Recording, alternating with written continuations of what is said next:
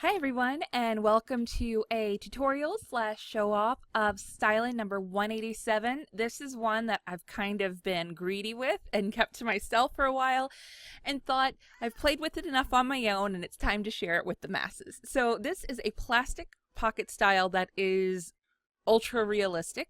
I made it using actual plastic textures. So anyway, I'm very excited to share this with you and show how you can use it as a designer or as a scrapper, especially because it's very easy to use and I think you're gonna like it. So what I'm doing is I'm gonna be using my Spring of Sprung kit, and I'm gonna go ahead and create a very simplistic template using my pocket template maker, which is also available at the lily pad. So I'm gonna go ahead and I'm gonna do squared pockets, and you'll see in a moment there is a very specific reason why I'm using squared ones, not the rounded ones. So I'm going to speed up through this part as I make a very simple template.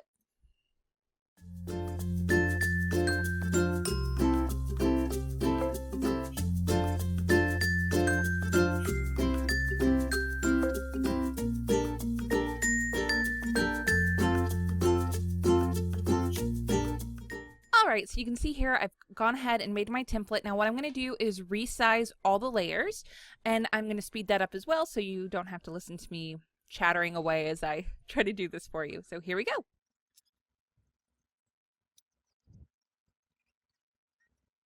Alright, so now that I have my template made, what I'm going to go ahead and do is I'm going to take all of those pocket shape layers, I'm going to group them together, and I'm going to duplicate that group. All right, now I'm going to hide the one for now. It's there for later whenever we're actually using the template itself. And this one is going to be used to create a path so we can make our cute little perforated edges. So basically we're starting to use the styles now. So I'm going to go ahead, I'm going to take all those layers together. And if I right click, I can merge shapes, right? So now this is basically one shape. Well, when I go to paths, I can see this shape. I'm just going to double click and say this is new stroke path. You can see one I made earlier as I was testing. So I'm going to go ahead and delete that one and keep our new stroke path. So now we have a path for our perforated brushes to follow. I'm going to create a layer above all of those. It doesn't matter what color the brush is, just that you have selected the right brush. I'm going to use the dashed line one. I like that one a lot. So I'm just going to select my path and go ahead and choose stroke path once I have my brush selected. So there it goes. And now I'm just going to apply the perforated style to it. Ta-da! Just like that. All right. Now, this is where the fun part is. I'm going to flood fill a full layer because this is a 12 by 12. So I'm just going to flood fill it in, flat color. And I'm going to play around with these styles and see which one I want to use. So here's one. Here's another. And here's yet another. That one's like very crinkly. But they're all seamless. You can move them around as you'd like. I think for this tutorial, I want to use this one for sure. And if you want to play around with the placement, just double click on that layer that you flood filled in and added your style. All right. And go to pattern overlay, and it'll allow you to move things around a bit. So just whatever you want to do. I think I'm going to do that. I like it. All right, so here we go. It's done. Now, if you wanted to get ultra realistic, what you would do is for a perforated thing, you know how the pocket pages actually have the openings, so you could erase the tops of those, you know, if you wanted to, totally optional. So what I'm going to go ahead and do is I'm going to group those layers together, and I'm going to call this is our plastic pocket. All right. Now we don't need our grouped layer anymore. We've used him for what we need him. All right. And now I have that group from before. Remember I said we'll need it later. So here he is, and now we can go ahead and start clipping in papers, cards, etc. All right, so here's a pretty rough layout of my daughters at Easter. Now what I'm going to do, remember I didn't rasterize that plastic pocket layer itself. So what I like to do is once I have the photos in there, and then I need to unlock the layer, I can go ahead and again move it around until I get it to look in a way I want it to look, or maybe even change the style that I'm using, because I want to make sure that while I do use a style, I don't cover up their little faces too much. So I kind of am liking like right here. Looks like something's coming to get her in her eye. No, I'm just kidding.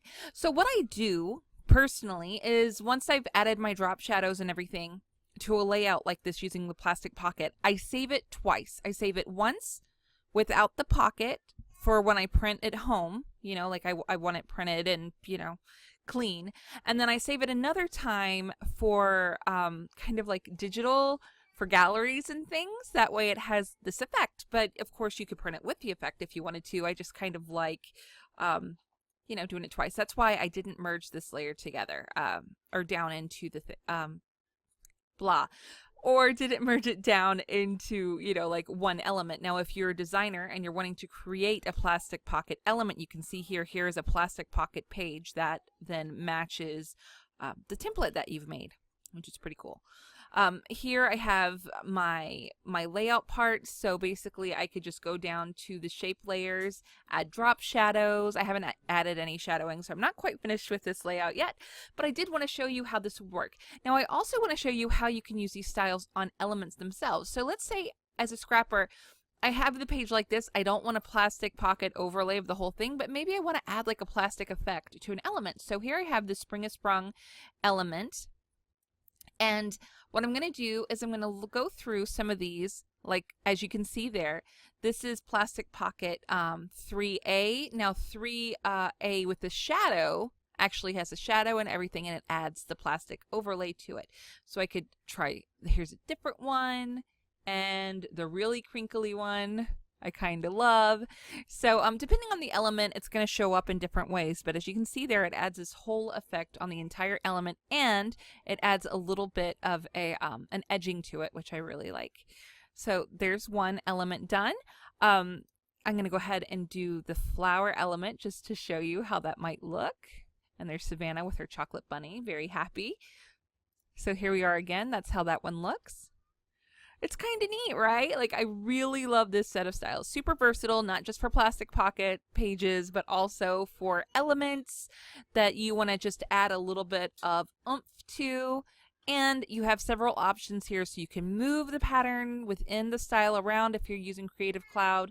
And yeah, and just get the look that you really want. So this is Stylin 187. And yes, and I use the Pocket page template maker for this tutorial, and I'll have that all below, and also using the Spring Has Sprung kit. So have a lovely day and enjoy. Bye bye.